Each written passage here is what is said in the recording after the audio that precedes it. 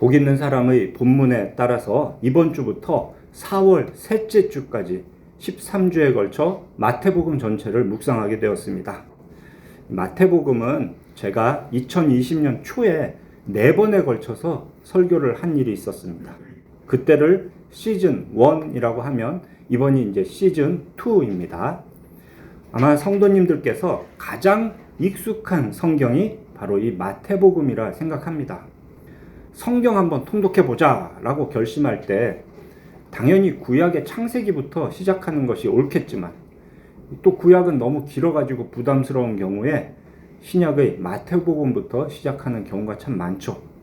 그렇게 시작하면 우리가 작심삼일이라고 아무리 못해도 마태복음 앞부분 정도는 어느 정도 읽게 되죠. 오늘은 그렇게 익숙한 마태복음의 앞부분, 예수님의 탄생과 어린 시절 이야기를 함께 묵상하겠습니다. 마태복음에서 말하는 예수님의 탄생에 대한 기록의 핵심은 계보와 이름입니다. 예수 그리고 임마누엘이라고 하는 그 이름에 대해서는 제가 여러 번 말씀을 드렸으니까 이 시간에는 계보에 대해서만 좀 짚어보겠습니다. 물론 그 뒤에 나오는 동정녀 탄생도 아주 중요한데요. 그 동정녀 탄생이 바로 시즌 1 첫 번째 설교였습니다. 홈페이지에 있는 설교문을 참고하시면 좋겠습니다. 마태복음 1장 1절이 이렇게 시작합니다. 아브라함과 다윗의 자손 예수 그리스도의 계보라. 우리 성경에는 아브라함 그 다음에 다윗 이렇게 나오지만 실제 원문을 보면은 다윗이 먼저 나오고 아브라함이 나중에 나옵니다. 영어 성경도 그냥 원문대로 다윗 그리고 아브라함 이렇게 나옵니다. 근데 유독 한글 성경만 아브라함이 먼저 나오고 다윗이 나중에 나옵니다. 아마도 장유유서 이런 원리 때문에 바꿔놓은 게 아닌가 싶은데요. 원칙은 다윗 그리고 아브라함의 자손이다. 이렇게 돼 있습니다. 저는 그대로 설명을 드리겠습니다. 예수님이 누구신가? 이 예수님을 소개하는데 가장 중요한 요소가 바로 이겁니다. 다윗의 후손이고 아브라함의 후손이다. 이것은 예수님이 다윗 언약과 아브라함 언약을 성취하기 위해 오신 분이다 라는 그런 사실을 강조하는 표현입니다. 여기서 다윗 언약이라 하면 사무엘하 7장 11절 이후로 기록된 대로 다윗의 집과 나라가 영원히 보존되고 그의 왕위가 영원히 경고할 것이다 라고 하셨던 그 하나님의 약속입니다. 그리고 아브라함 언약이라는 것은 창세기 12장과 15장에 기록된 대로 아브라함의 후손이 큰 민족을 이루고 가나안 땅을 차지하게 되고 복의 근원이 되게 하신다라는 거였습니다. 그리고 거기에 조금 더 구체적으로 간 게 창세기 22장 18절 너의 씨로 말미암아 천하 만민이 복을 받을 것이다 라고 하셨던 게 그 아브라함 언약이었습니다.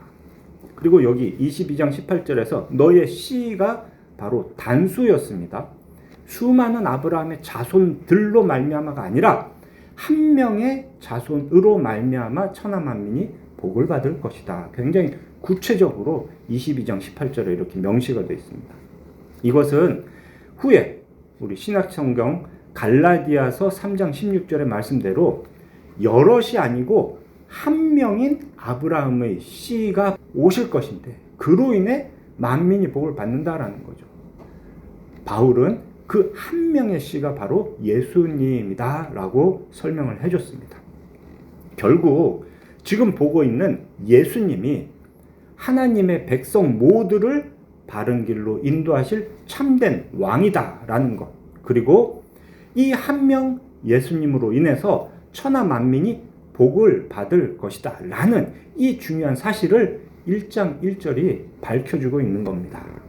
그 말씀 다음으로 계보가 이어지죠. 계보 또는 족보라고 하는 이름들입니다. 여기에 나열된 예수님의 계보에는 아주 중요한 여러 요소들이 있습니다. 그런데 오늘은 딱 하나만 짚어보겠습니다. 바로 바벨론 포로라는 표현입니다. 11절 보시면 바벨론으로 사로잡혀 갈 때라고 하고 왕이 나오고요. 바로 다음 12절은 바벨론으로 사로잡혀간 후에 여고냐 스알디엘 뒤로 쭉 이어져서 16절 마침내 마리아에게서 그리스도라 칭하는 예수가 나시니라. 이렇게 계보가 끝이 납니다. 그 전체를 17절에 한 절로 종합을 했죠. 이렇게 말합니다. 아브라함부터 다윗까지 14대요. 다윗으로부터 바벨론으로 사로잡혀갈 때까지 14대요. 바벨론으로 사로잡혀간 후부터 그리스도까지 14대더라. 이 계보는 단순히 예수님의 조상이 누구인가 그것만을 보여주려는 것이 아닙니다. 예수님이 이 땅에 오신 일, 다르게 말하면 성육신의 의미가 무엇인가 이걸 보여주는 겁니다. 역시 아브라함 그리고 다윗이라는 인물이 중요하죠. 그 의미는 앞에서 설명드린 대로 아브라함 언약, 다윗 언약의 성취라는 겁니다. 그런데 하나님께서 언약을 주신 것만큼 이스라엘 역사에서 중요한 사건이 바로 바벨론 포로라는 겁니다. 오늘 여기에 적혀있는 바벨론 포로에 대한 표현에서 혹시 뭔가 이상한 점 느끼신 게 있습니까? 바벨론으로 사로잡혀 간 후에는 있는데요. 바벨론에서 돌아온 후에라는 말이 없어요. 바벨론 포로는 70년입니다. 이스라엘 역사 전체에서 보면 그렇게 긴 게 아니에요. 그러고 돌아왔다라고 우리는 알고 있습니다. 그런데 바벨론에서 돌아온 후에는 어떻다라는 표현이 계보에 없어요. 바벨론으로 사로잡혀간 이유가 무엇이었습니까? 바로 이스라엘의 죄 때문이었죠. 그렇다면 이스라엘이 바벨론에서 돌아온다는 것, 다르게 말하면 포로 귀환은 그건 무슨 의미겠습니까? 그들이 죄를 회개하고 죄에서 돌이켜 다시는 죄를 짓지 않는 것이 진정한 바벨론 포로 귀환인 겁니다. 이스라엘 사람들의 일부가 바벨론에서 예루살렘으로 3차에 걸쳐서 돌아오긴 했지만 그들이 죄에서 돌이킨 건 아니었습니다. 그래서 진정한 바벨론 포로 귀환은 예수님이 나시는 이때까지도 아직 이루어지지 않았다는 겁니다. 계보를 통해서 우리 이것도 볼 수 있어요. 우리가 얼마 전에 느헤미야를 보았죠. 에스라 느헤미야가 한 권이라고 했는데 그 에스라 느헤미야 책이 무엇을 말하고 있었습니까? 겉으로 보면 바벨론 포로에서 돌아온 이스라엘 백성이 다시 예루살렘에 성전도 짓고 성곽도 지었다라는 것이 주된 내용이었습니다. 그런데 이 에스라 느헤미야서에서 성전 지었고 성곽 지었다라고만 하면 이 성경을 잘못 보는 겁니다. 많은 목사들이 그래요. 에스라서를 설교하면서 이런 이야기를 합니다. 여러분, 자기 집 짓느라 성전 공사 미뤄뒀다가 책망받은 일 있죠? 그러니까 여러분들도 자기 집 일보다는 교회를 위해서 헌신하십시오. 이렇게 설교합니다. 또 느헤미야에 대해서는 여러분 느헤미야 보세요. 각자 맡은 구역에서 무기를 들고 52일 만에 성벽 공사를 마쳤습니다. 그들처럼 우리도 항상 하나님의 일에 최선을 다합시다. 이렇게 설교를 합니다. 특히 최근에는 이런 설교가 있습니다. 광화문에 나가서 집회를 하자고 선동하는 근거로 느헤미야 8장에 나왔던 수문 앞 광장에서의 언약 갱신에 대한 말씀을 끌어다 붙입니다. 이게 다 하나님의 뜻과는 상관없는 엉터리 설교입니다. 성경에 있는 말이긴 한데 하나님의 뜻은 그거 집중하라는 게 아니었어요. 다른 교단도 아니고 우리 고신 목사들이 앞장서서 그렇게 한다는 게 참 마음이 아픕니다. 에스라 느헤미야의 핵심은 바벨론 포로에서 돌아와서 성벽과 성전 예루살렘에 재건했지만 아직 진정한 회복은 이루어지지 않았다라는 겁니다. 그걸 알라는 거예요. 느헤미야 마지막 13장 우리가 함께 보았잖아요. 제사장이 이스라엘의 대적 도비아에게 성전의 큰 곡간을 내어주는 그런 악한 짓을 했습니다. 11조를 들여서 성전 제사를 제대로 섬기겠다라고 했던 그들의 계획, 또 안식일을 제대로 섬기겠다라고 했던 다짐, 이방인과는 결혼하지 않겠다라고 했던 맹세 다 어겼습니다. 여전히 죄에서 회복되지 못한 상황을 보여주는 것이 에스라, 느헤미야의 주제였던 겁니다. 같은 시대의 기록인 말라기 1장 10절 보면 하나님은 그 성전에 대해 이렇게 말씀하십니다. 너희 중에 성전 문을 닫을 자가 있으면 좋겠도다. 구약 성경은 그렇게 끝이 났습니다. 예루살렘에 건물로 된 성전을 세우는 것이 하나님과의 관계가 회복되는 모습은 아닙니다. 성전이 하나님의 집이 되는 이유는 그 건물 때문이 아니었잖아요. 여호와의 영광이 머물 때에만 성전은 하나님의 집이다 부를 수가 있는 겁니다. 여호와의 영광이 머무는 곳에서만 하나님은 기도를 들어 응답하십니다. 모세 때 세운 성막에는 그랬어요. 봉헌식을 딱 하고 나니까 여호와의 영광이 빽빽하게 임했습니다. 솔로몬 때 세운 성전도 그랬습니다. 그런데 솔로몬이 성전을 세운 뒤로 왕과 백성들 모두 하나님의 말씀을 떠나 죄에 빠졌습니다. 하나님은 끝없이 회개하고 돌아오라고 경고하시고 오래 참으셨지만 이스라엘은 결코 죄에서 돌이키지 않았습니다. 결국 하나님은 바벨론의 손을 이용해서 성전을 무너뜨리셨습니다. 그런데 그때 무너졌던 그 건물 성전보다 더 중요한 것은 여호와의 영광이 이스라엘을 떠나셨다는 사실입니다. 에스겔 10장의 기록에 따르면 솔로몬 성전이 무너지기 이미 전에 여호와의 영광은 그 성전에서 떠나셨습니다. 그렇게 떠나신 여호와의 영광이 언제 돌아오십니까? 에스겔 43장에 보면 그 영광이 돌아오시는 모습을 환상 중에 봅니다. 에스겔 43장 4절 여호와의 영광이 동문을 통하여 성전으로 들어가고 라는 기록이 있어요. 그리고 그 다음 이어지는 43장 9절에 이런 말씀이 있습니다. 이제는 그들이 그 음란과 그 왕들의 시체를 내게서 멀리 제거하여 버려야 할 것이라. 그리하면 내가 그들 가운데 영원히 살리라. 근데 이 성전은 이때만 해도 아직 지어지지 않은 거예요. 에스라 느헤미야에서 지어진 성전도 이게 아니었습니다. 에스겔이 환상 중에 보았던 그 성전, 거기에는 이런 식으로 여호와의 영광이 돌아온다 했었어요. 에스겔은 장차 이루어질 그 하나님의 약속을 미리 받아서 기록했던 겁니다. 그러니 제대로 된 회복이라면, 참된 바벨론 포로 귀환이라면 포로에서 돌아와 성전을 세웠을 때 거기에 여호와의 영광이 임하셔야 하는 거예요. 그렇게 백성 가운데 오신 하나님이 영원히 백성들과 함께 계셔야 하는 겁니다.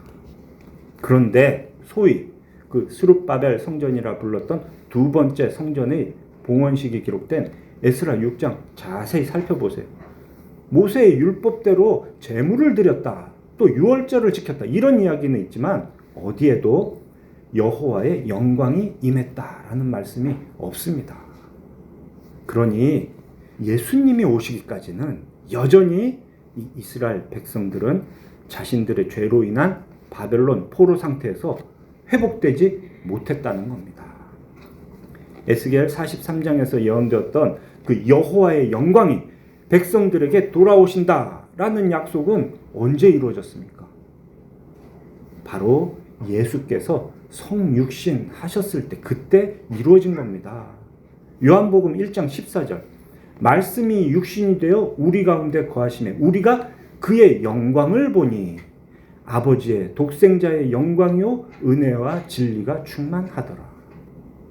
에스겔에서는 이렇게 말했죠. 백성들이 거룩함을 회복하면 하나님께서 그들 가운데 영원히 살리라. 자기 백성을 그들의 죄에서 구원하실 분이라는 의미의 예수라는 이름으로 오신 분. 하나님이 우리와 함께 계시다라는 의미의 임마누엘이라는 이름으로 오신 그 하나님의 아들 예수 그리스도를 통해 이 일은 이루어진 겁니다. 에스겔 40장 이후로 보면 환상 중에 웅장한 예루살렘 성전을 보게 돼요. 그렇게 새로 지어질 성전에 대한 묘사가 바로 부활하신 예수님의 몸으로 재건됩니다. 그러니 그 전에 지어졌던 스룹바벨 성전, 또 지금 세워지고 있는 이 헤롯 성전 다 하나님의 집이 아니었던 겁니다. 요한복음 2장 21절에서 예수님이 이렇게 말씀하셨죠. 사흘 만에 부활할 자신의 몸이 곧 성전이다 라고요. 결국 바벨론 포로 상태에서의 진정한 회복은 예수님의 죽음과 부활을 통하여서 사탄의 권세로부터 해방되는 겁니다. 그게 포로 귀환이에요. 지금까지 끝나지 않은 이 포로 회복이 그때 이루어지는 겁니다. 그냥 사람들이 바벨론을 떠나서 예루살렘으로 돌아오는 것, 이게 포로 귀환이 아니고요. 하나님의 백성이 영원한 하나님 나라로 돌아가는 것이 포로 귀환입니다. 이것이 마태복음 1장에 기록된 하나님의 뜻입니다. 이제 2장으로 넘어가면 제일 먼저 동방박사 이야기가 나오죠. 이 기록 역시 아직 바벨론 포로가 끝나지 않았다는 것을 보여주는 거예요. 예루살렘에 있던 헤롯 왕은 말할 것도 없고 제사장들, 서기관들, 그들 중에 누구도 언약의 성취로 오신 예수님을 경배하지 않았습니다. 메시아가 유대 땅 베들레헴에서 날 것이다 라는 성경 구절은 아는 사람들이 그 성경 지식을 이용해서 오시는 예수님을 죽이려고 합니다. 오히려 이들처럼 먼 땅 동방에서 온 이방인 박사들이 왕께 드리는 예물이라고 하는 황금, 유향, 모략을 예수님께 드리면서 왕으로 경배했습니다. 진정한 포로 회복의 중요한 특징이 바로 이 장면이에요. 이방인의 회심이 진짜 포로 회복 때 일어날 일이다라고 구약성경 여러 곳에서 묘사를 했습니다. 그러니 그 동방박사의 경배 사건, 이것이 바로 바벨론 포로가 이제서야 회복되기 시작한다라는 걸 보여주는 한 단면인 겁니다. 그 사건 다음에 일어난 일들이 오늘 우리가 읽은 본문의 내용입니다. 천사가 베들레헴에 있던 요셉의 꿈에 나타나서 이렇게 말하죠. 헤롯이 아기를 찾아 죽이려 하니 일어나 아기와 그의 어머니를 데리고 애굽으로 피하여 내가 너에게 이르기까지 거기 있으라. 요셉은 그 천사의 말에 순종해서 아기 예수와 마리아를 데리고 애굽으로 떠나갑니다. 거기서 헤롯이 죽기까지 머뭅니다. 이 기록에서 중요한 것은 바로 15절의 말씀입니다. 이는 주께서 선지자를 통하여 말씀하신 바 애굽으로부터 내 아들을 불렀다 함을 이루려 하심이라. 성령님께서 이 이야기를 여기다 딱 넣어두신 거예요. 애굽으로부터 내 아들을 불렀다라는 그 선지자의 말씀이 어디 있느냐? 구약성경 호세아 11장 1절에 있습니다. 호세아의 이 말씀은 분명 이스라엘 백성을 애굽에서 건져내셨던 그 오래전 출애굽 사건을 두고 한 표현입니다. 출애굽기 4장 22절 23절 보면 하나님이 이렇게 말씀하셨습니다. 이스라엘은 내 아들 내 장자다. 내 아들을 보내주어 나를 섬기게 하라. 애굽왕 바로에게 이렇게 말하라고 모세에게 하나님이 말씀해 주신 겁니다. 하나님은 이처럼 이스라엘을 내 아들이다 라고 하시면서 악한 애굽의 권세에서 불러내 주셨습니다. 1500여 년 전 이스라엘 민족을 애굽에서 그렇게 불러내셨던 일과 이때 당시 아기 예수님이 애굽으로 피신한 일이 어떻게 연결될까요? 왜 성령님은 이걸 두고 그 호세아 11장 1절의 말씀대로 이루어진 거라고 하셨을까? 어떤 사람들은 이렇게 예수님이 이제 애굽으로 피신하시잖아요. 그랬다가 얼마 후에 헤롯이 죽으니까 애굽에서 다시 이스라엘 땅으로 돌아온단 말이에요. 이걸 두고 애굽에서 불러냈다라는 말이 이루어진 겁니다. 이렇게 말을 해요. 참 안일한 성경 읽기입니다. 전혀 옳지 않은 방식입니다. 지난주 베드로후서 설교에서 우린 이런 말씀을 보았습니다. 성경의 모든 기록이 하나님의 감동으로 된 것이라고요. 성경을 기록한 사람이 하나님의 감동으로 된 게 아니라 그 사람이 하나님의 감동을 받아 기록한 게 성경이라고. 성경의 모든 구절은 말씀이 그 자리에 있는 것도 그런 식으로 표현된 것도 다 하나님의 감동, 성령님의 역사로 이루어진 겁니다. 호세아서 인용이 15절에 있는 거 이건 철저하게 성령님의 뜻입니다. 호세아서의 말씀이 21절 다음에 있다면 그래 아기 예수가 애굽으로 갔다가 애굽에서 이스라엘로 돌아오니까 내 아들을 불렀다 하는 게 맞는가 봐. 뭐 이렇게 할 수 있지만 21절 다음에 있는 게 아니고 15절에 있단 말이에요. 이것은 예수님이 이스라엘에서 애굽으로 피신한 일에 대한 의미를 성령께서 설명해 주시는 겁니다.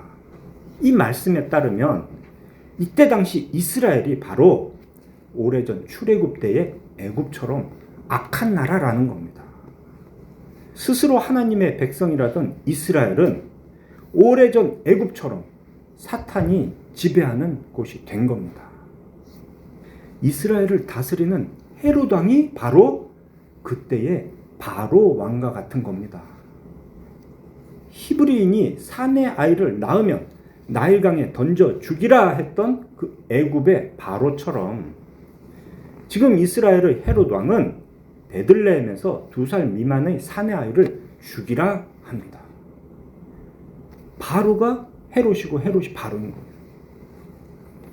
이스라엘이 사탄의 권세 아래 놓여 있는 상황인 겁니다. 택한 자 또는 남은 자라 할 수 있는 참 하나님의 백성은 그럼 어떻게 해야 됩니까? 애굽 그 이스라엘에서 나와야 되는 겁니다. 하나님이 그 일을 하실 겁니다. 그런 의미를 담고 있는 말씀이 15절입니다. 애굽으로부터 내 아들을 불렀다 함을 이루려 하시니라. 아기 예수가 이스라엘에서 나가는 걸 두고 애굽에서 내 아들 불렀다라고 하신 거예요. 이 말씀에서 또 하나 주목할 표현은 내 아들을 불렀다. 출애굽기 4장 22절 또 그걸 똑같이 인용한 호세아 11장 1절을 보면은 건져낸 내 아들은 한 사람이 아니에요. 이스라엘 백성 전체를 말하는 겁니다. 그런데 지금 이스라엘에서 건져내신 내 아들이 누굽니까? 한 명, 아기 예수예요. 성경은 이와 같이 하나에서 전체가 되는 원리를 항상 보여줍니다. 한 사람 아담의 죄로 인해서 모든 인류가 죄인이 되었죠. 이스라엘 역사에서 다윗 이후의 왕들도 그랬습니다. 왕은 전체 언약 백성을 대표했고요. 그 왕이 범죄할 때 백성들이 벌을 받았습니다. 그런데 지금 참 하나님의 아들이신 예수님은 그런 과거 구약의 이스라엘과는 전혀 다릅니다.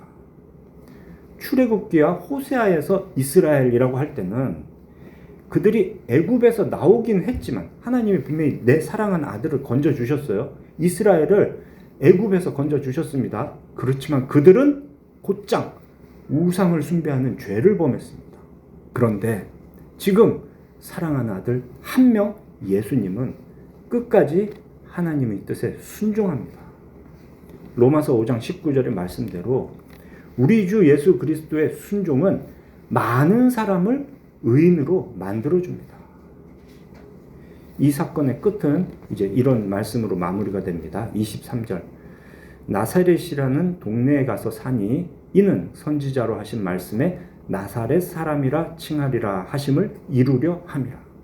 오늘 읽은 본문에 이렇게 구약의 말씀, 예전에 하신 말씀들을 이루려 함이라, 이루려 하심이다. 이런 말씀이 딱 2번 나오는데 그 중에 하나가 이거예요. 나사렛이라는 동네에 가서 사시는 게 선지자의 말씀을 이루려 하십니다. 그 말씀이 뭐냐면 나사렛 사람이라 칭하리라 하는 거예요. 그런데 아쉽게도 구약 성경 어디에도 나사렛이라는 지명 자체가 아예 등장을 하지 않습니다. 그러니 오실 메시아는 나사렛 사람이라 칭함을 받을 것이다 라는 말씀도 우리가 가진 구약 성경엔 없습니다. 그런데 여러분들 성경에 보면 관주가 있죠. 그 관주에서는 2 구절을 연결시킵니다. 하나는 사사기 13장 5절이 있는 경우가 있어요. 거기에는 나시린이 나오거든요. 삼손, 나시린. 근데 나시린이라는 말이 나사렛과 같은 글자다라고 하는 거예요. 또 다른 관주에서는 이사야 11장 1절을 연결하는 경우도 있습니다. 여기는 이새의 가지에서 난다 이랬는데 그 이새의 가지에 해당하는 그 가지라는 말, 이게 히브리어로 넷제르거든요. 이게 나사렛과 비슷하다라고 해서 이 두 구절을 관주에 연결해 놓는 경우가 있습니다. 아니, 나실과 나사렛이 뭐가 비슷하냐? 넷제르와 나사렛이 어떻게 똑같냐? 뭐 이런 생각을 할 수 있는데요. 원래 고대 히브리어는 자음만으로 구성되어 있습니다. 그러니까 나실 이렇게 된 거는 자음을 뽑아보면 이래요. 니은, 시읒, 리을. 그런데 나사렛도 자음만 뽑아보면 어떻게 돼요? 니은, 시읒, 리을이 되는 겁니다. 그러니까 고대 히브리어로는 이게 같은 글자예요. 그럼 넷제르, 가지라는 말인 넷제르도 마찬가지입니다. 이게 니은, 시읒, 리을로 되어 있는 거예요. 넷세르. 그러니까 나사렛과 글자 같다. 이런 식으로 관주를 이 두 구절을 연결해 놓은 건데요. 근데 그것만으로는 이게 나사렛 사람이라 부름을 받을 거의 근거로는 좀 약합니다. 구약의 어느 구절이 딱 있어가지고 지금 성경에 이루려 함이라라고 했는지는 우리가 알 수가 없는 거예요. 다만 명확한 건 무엇이냐? 의미입니다. 의미. 나사렛 출신이다라는 말이 곧 멸시와 천대를 받는다라는 의미를 품고 있기 때문에, 그래서 하나님께서는 그 말을 이루려 하십니다. 그래서 지금 이 무서운 아켈라오를 피해서 베들레헴 유다로 가지 않고 나사렛으로 가게 되었다라는 걸 보여주는 겁니다. 이 나사렛이라는 곳이 멸시와 천대의 의미를 품고 있고요. 또 죽음의 의미도 품고 있습니다. 요한복음 1장 46절에서는 나사렛에서 무슨 선한 것이 날 수 있느냐라고 했어요. 이미 당대 사람들은 다 그런 생각을 했던 겁니다. 나사렛에서는 귀한 게, 좋은 게, 선한 게 나올 리가 없다. 거기는 아주 멸시, 천대받는 곳이다 라는 거죠. 그 다음 똑같은 요한복음 19장 19절을 보면은 예수님을 매달 그 십자가에 명패를 붙여놨는데 거기에 나사렛 예수, 유대인의 왕이라고 기록해놨습니다. 나사렛 출신의 예수다. 예수님의 죽음을 조롱해서 써놓은 명패였어요. 이처럼 나사렛 사람이라 칭하는 것은 앞으로 예수님이 당하실 일, 세상으로부터 멸시와 천대를 받고 고난과 죽음을 예표하는 그런 표현으로 볼 수 있습니다. 예수님의 탄생과 어린 시절의 기록에는 이런 의미들이 들어있는 거예요. 사랑하는 우리 필그림교회 성도 여러분, 애굽으로부터 내 아들을 불렀다라는 이 하나님의 말씀을 잘 새겨보시기 바랍니다. 예수님이 하나님의 사랑하는 아들이라는 이 사실을 우리가 먼저 잘 기억하시고요. 그 당시 이스라엘이 바로 오래전의 애굽과 같다라는 것도 잊지 마시기 바랍니다. 여전히 죄의 포로 상태, 바벨론 포로가 끝나지 않은 이스라엘을 온전히 회복시키려고 하나님은 아들을 보내셨습니다. 그 아들은 살면서 대적의 위협을 당하고 세상의 멸시와 천대를 겪으면서도 하나님의 말씀에 순종하셨습니다. 사탄의 지배로 인한 고통에서 건져놓으면 스스로 죄를 짓는 이스라엘의 모습을 우리는 이와 비교해 보면서 우리도 그들과 똑같다라는 것을 똑바로 인식해야 됩니다. 이처럼 전적으로 타락하고 무능한 우리를 온전히 해방시키시려고, 포로 상태에서 완전히 자유를 주시려고 오신 예수님을 철저히 의지합시다.